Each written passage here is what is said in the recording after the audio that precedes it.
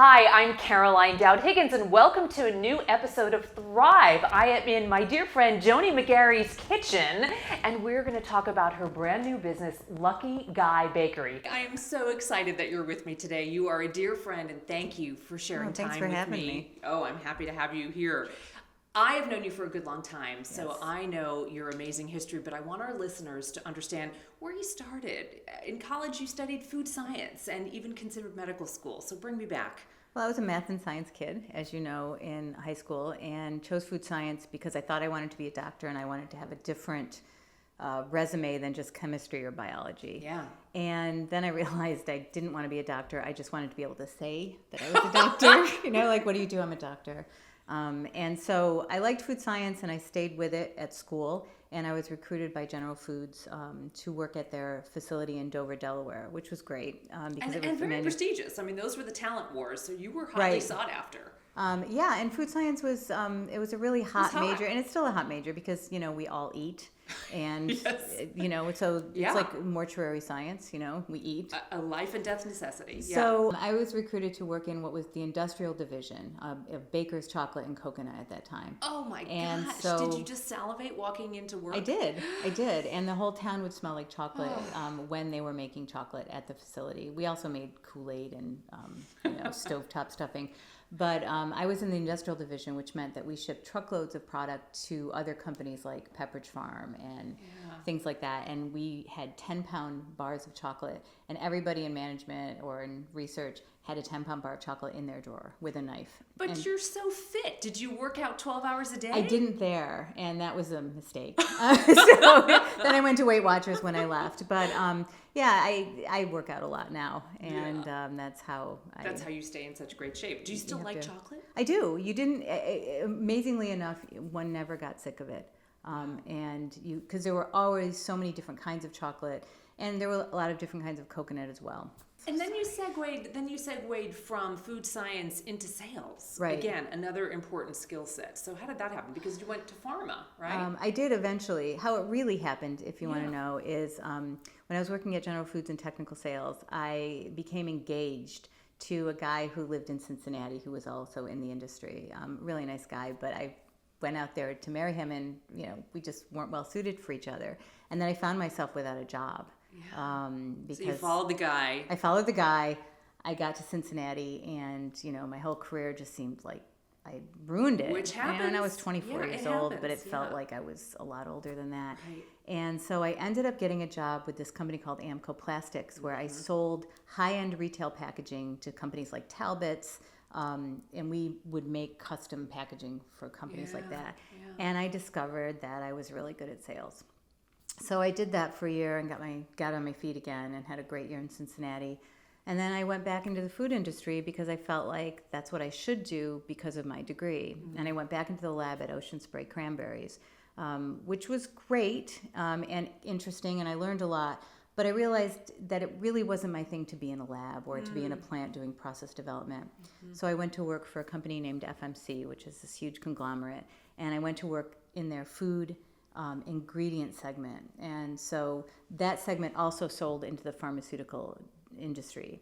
And so I sold both, and then they split the division, and they wanted me in pharmaceuticals because I had been covering what was then like the vitamin corridor on Long Island. And it was a really tough market. Like, these guys were scrappy and tough, and I loved it. And I gained their confidence, and I got a lot of competitive information. And so they wanted to keep me there, even though my background had been in food science. So that's how I ended up in the pharmaceutical industry. Well, it's a beautiful illustration of transferable skills, right? And you have that personality. So just because you studied one thing doesn't mean you could sharpen and exercise other skills and be successful in another profession.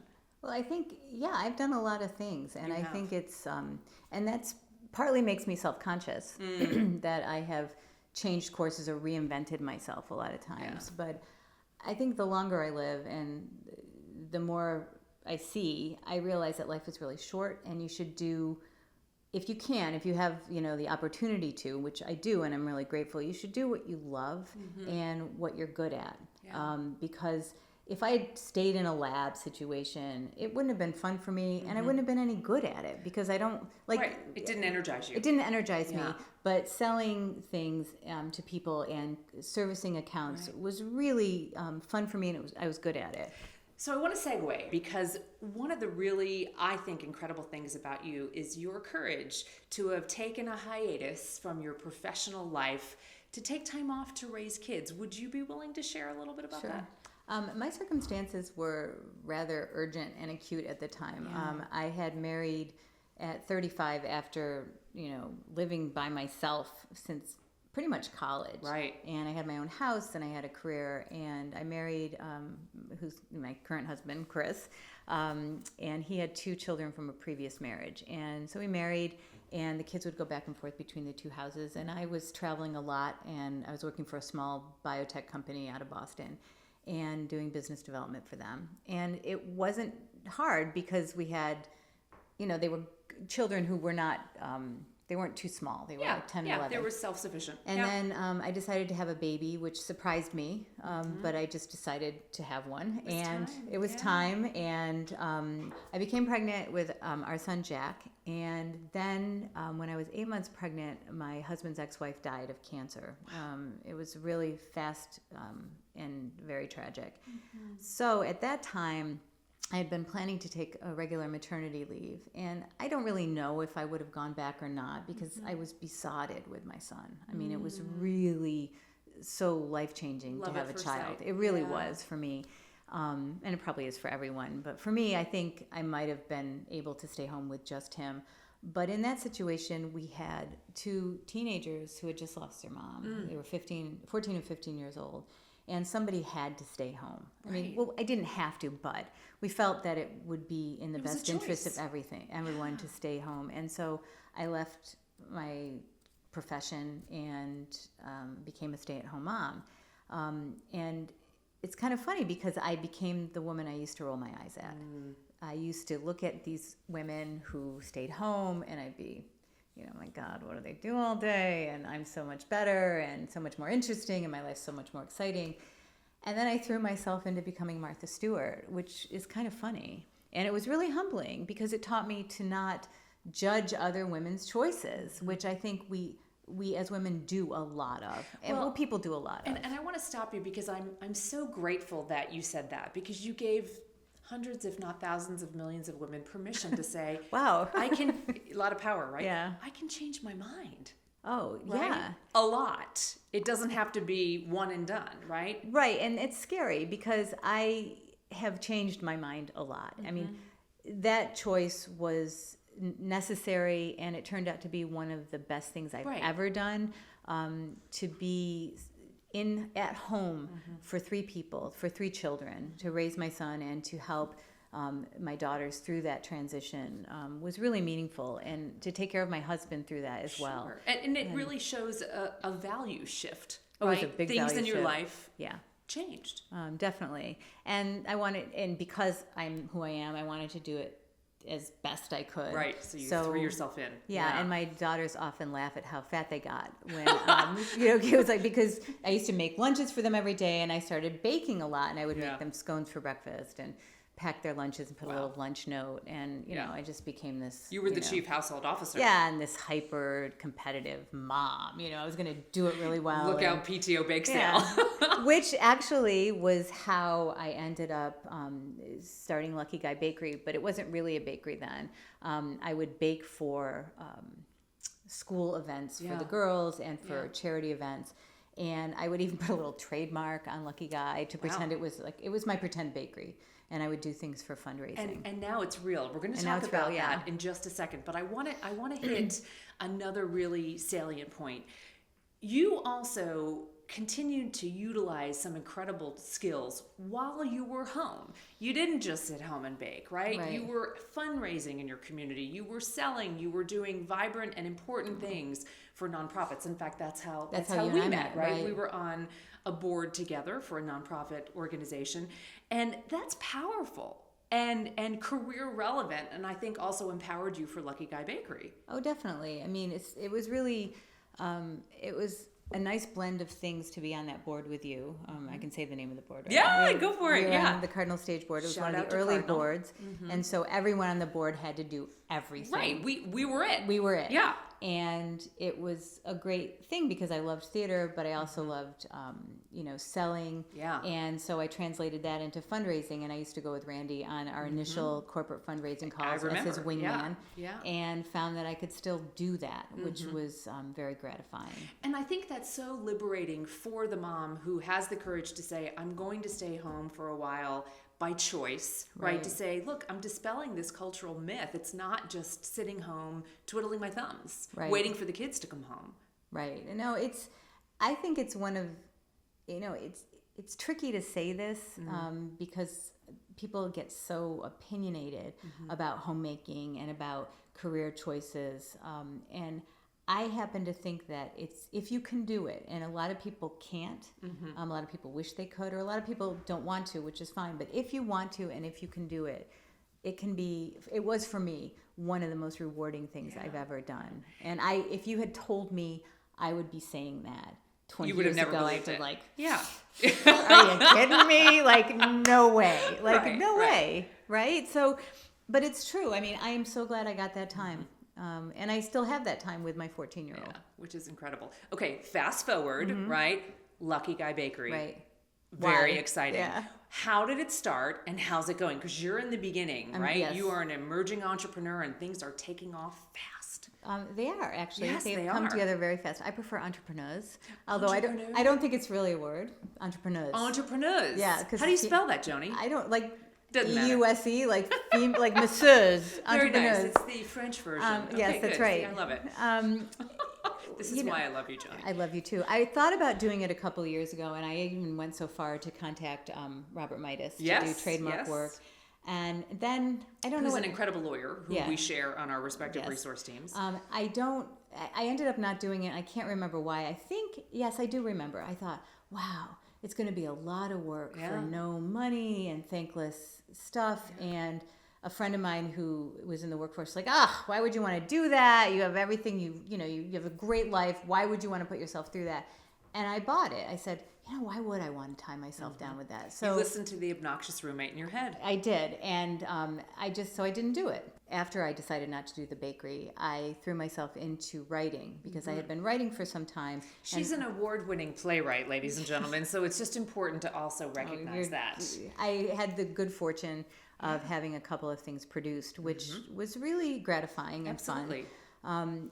But writing it's very solitary, and it's hard, and I don't know that I'm naturally that good at it. And this was a real turning point for me because I felt like I had this great play that I was working on, which involved a true story of a murder here in Bloomington. And the research it immersed me totally, and I was learning so much. But I didn't really have the chops, and may never, but perhaps might, have the chops to really bring it to the page. I finished the play, and I was exhausted.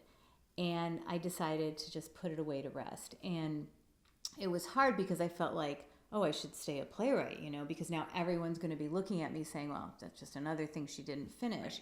But it's this whole concept of I learned a lot from it. I may dust it out later. I may get it produced. Well, part of it is giving yourself permission to say, I don't have to do it all at the same time. Right? To say, okay, this week I'm going to work on my writing. Right. And next week I might do something else. So you're a woman who wears many hats. Right, and I think to change horses in midstream, I mean, it's a scary thing. Again, it's because of that invisible audience.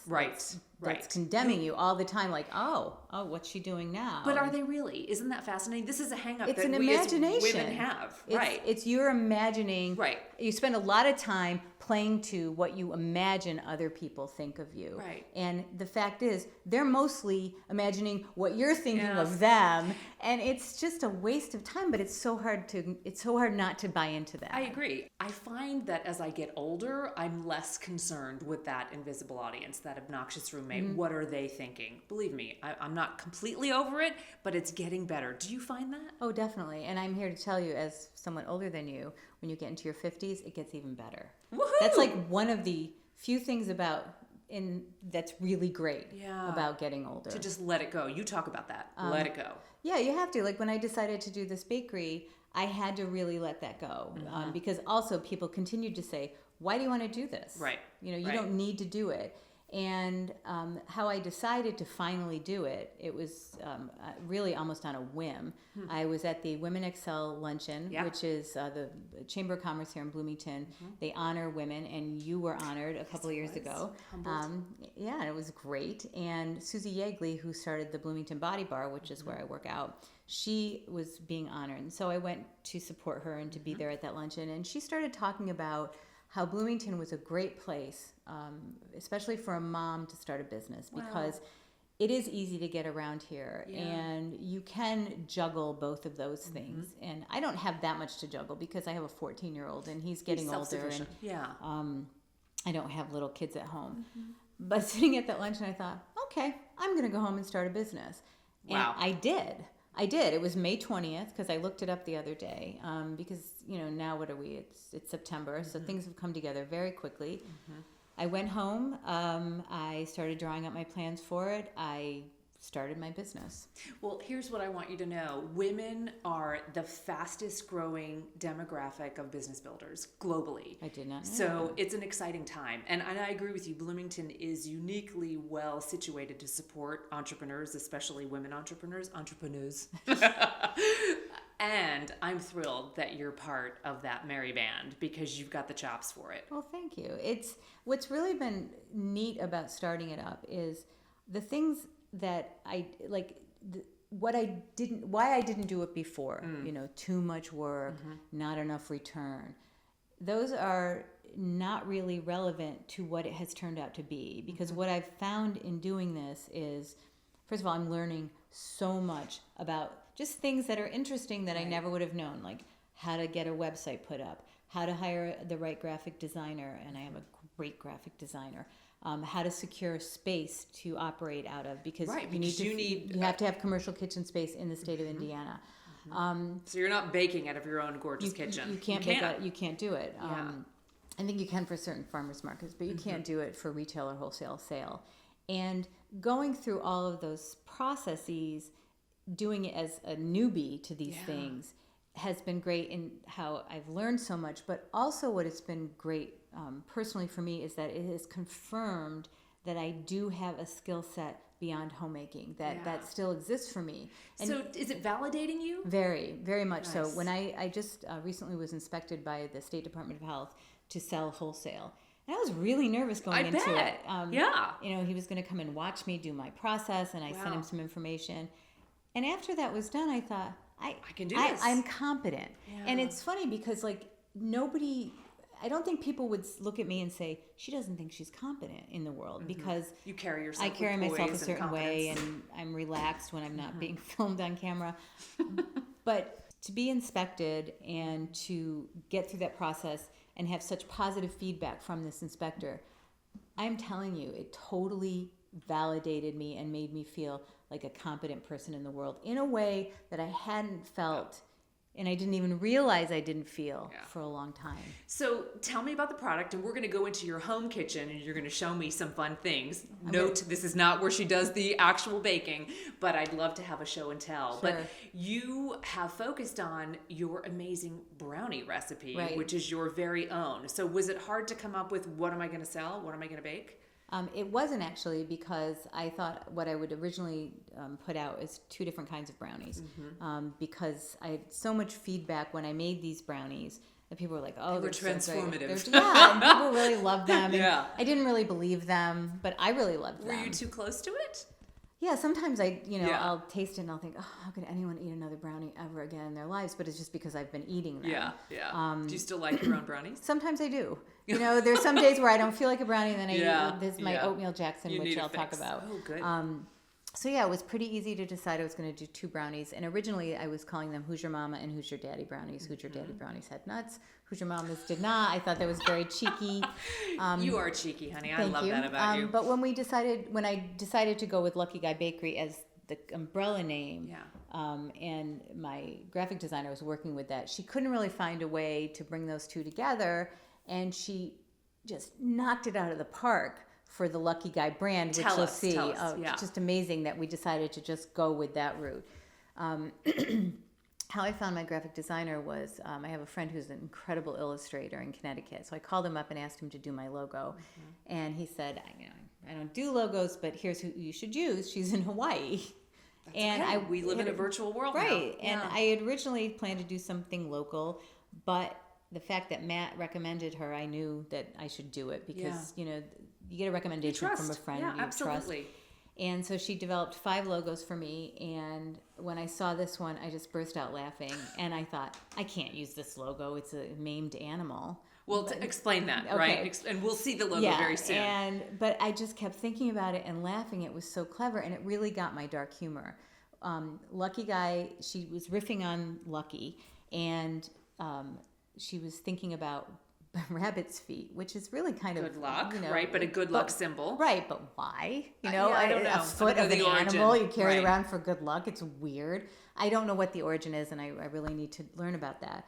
But she came up with this peg leg bunny, and this bunny with 3 legs and a wooden peg, because obviously he's lost his foot to somebody who needed it for a lucky foot, and it just grew on me, and I love this little bunny now, and we've named him Felix, which means lucky in Latin. Okay. And his girlfriend's name is Peg, of course, and his favorite music is hip hop.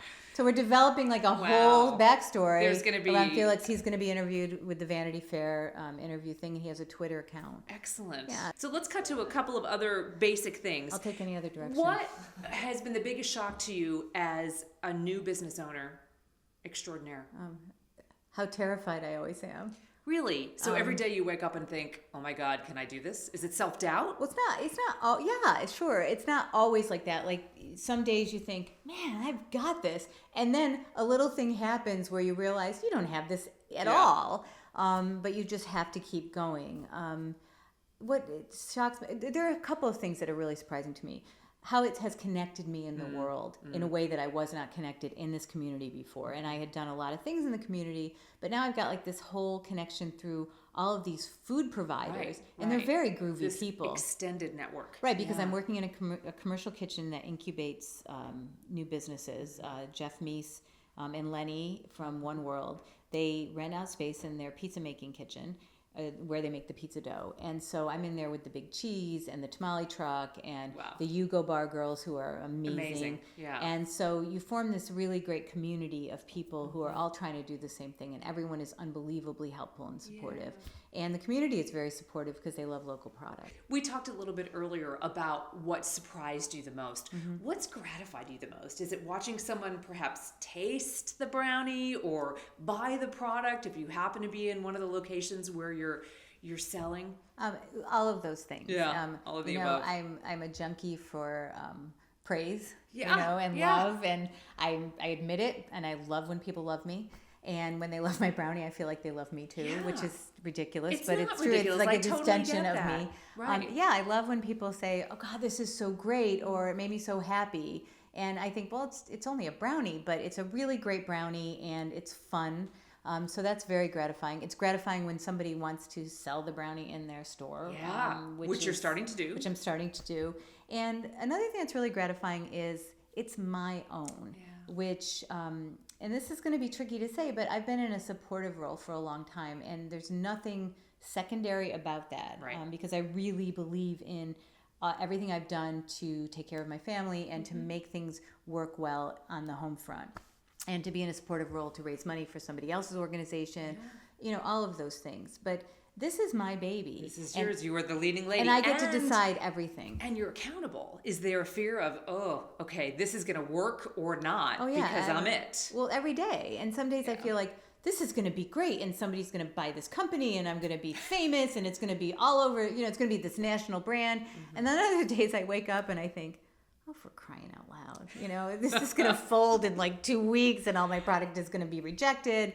Well, thank you for your candor, because again, people listening will say, I get that. I can relate to that. So I so appreciate your willingness to go there.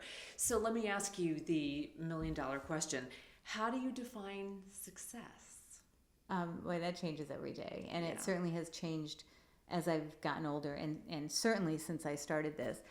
I think if you had asked me before I decided to do this, success would have been getting well into the black, having this product in a national groceries chain, all of those things that would have been more, and I would still like all those things, don't get me wrong, more on the bottom line financial. Like if this thing makes money, then it's successful. Which is a classic American corporate And it definition. should be, because I am a big believer in businesses making money, because I feel like being an economic engine is really important in our society. And I want to be an economic engine. That would be great. However, I'm in the lovely position of, if it doesn't work, my family will still be supported. It's okay. I haven't mortgaged anything or put myself on a line in an irresponsible way. But even if in a couple of years, even if I decide that I don't want to do this anymore, or it's making money but not enough money to justify my time and effort, or it's not fun, or it's not making money. Even if that happens, and it will be disappointing perhaps, I've learned so much by doing it that it's worth it just to do it. Which sounds... that's something it sounds brilliant, but I never would have you're suspected enjoying that. the process. It's not just the destination.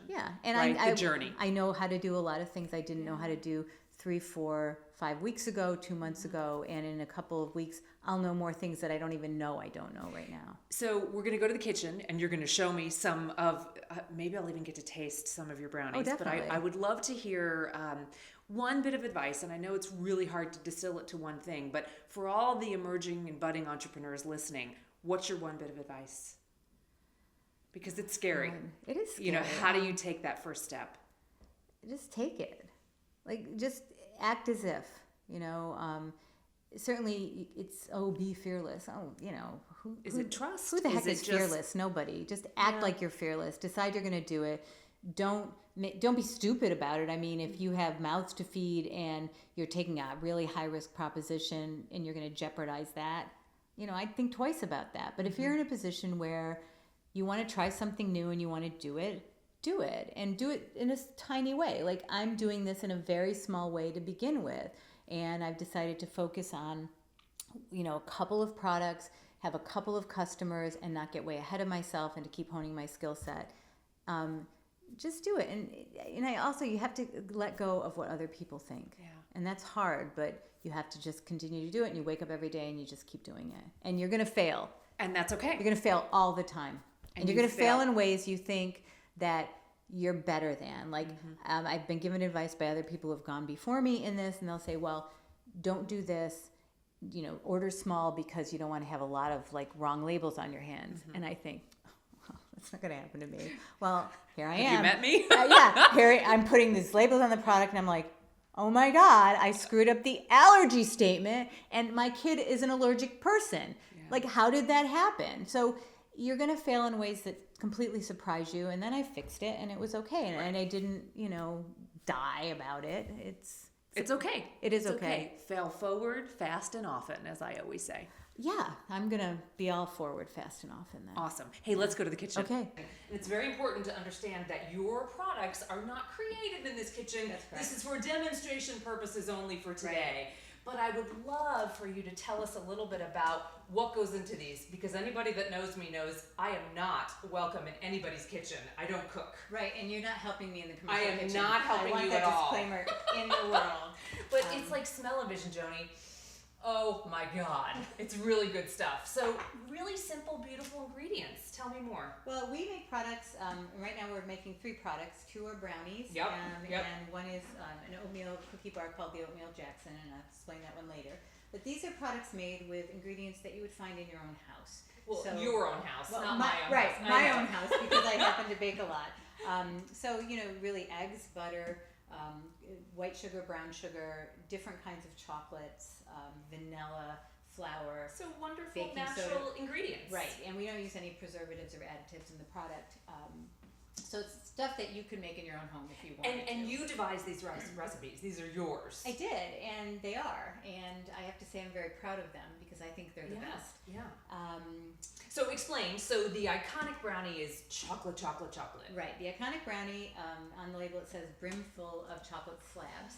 And so it's a brownie in which I use 3 different kinds of chocolate. 2 in the 2 chocolates I use in the batter are unsweetened chocolate, which is basically chocolate liquor or baking chocolate, and bittersweet chocolate. I just have to tell you, they smell so good. Thank you. Yeah. Okay. Sorry. I won't get too excited over them, but they really are. No, get excited beautiful, over them. and That's they great. smell extraordinary. And the third chocolate that I use in the iconic brownie are actually these slabs, and I make these slabs myself. Can I touch one? You can touch one. You can touch it. We won't use this in the actual Right. product, but what I do is I melt a different kind of bittersweet chocolate, and then I slab it out, and then I break it up so that you have these big slabs in the product. And I actually had to use algebra to figure out what size pan to use and how much weight of chocolate. So it's my little plug for So math. don't forget, math is used Math is way used. It's after very high useful. school. That's Okay, right. wonderful. My high school algebra teacher is smiling somewhere. And there are a lot of butter and sugar in this, so Butter. it's Butter's good. It's an occasional treat. It's not a health food, but it is a really good food. The Nutty Brownie is basically the same product, except instead of slabs, I use half walnut halves, and then the oat. And also in both of these products too, there's coffee. So That's your special sauce. yes, Your secret there's, weapon. there's a little caffeine kick in all of these, so don't Okay, eat so them what we're saying is no children. Right. Don't eat this after 5 o'clock. unless you want to stay up all night studying. okay. Students in the area, take Excellent. note. Excellent. And then the Oatmeal Jackson is a total departure from the brownie. And is Oatmeal Jackson ode to your son Jack? It is. Whose apron I am wearing? Yes. Okay. I named it after him. It's oatmeal, white chocolate, and cranberry. Okay. And it's basically an oatmeal cookie that I used to make that I've made into a bar because I want all my products to be bars.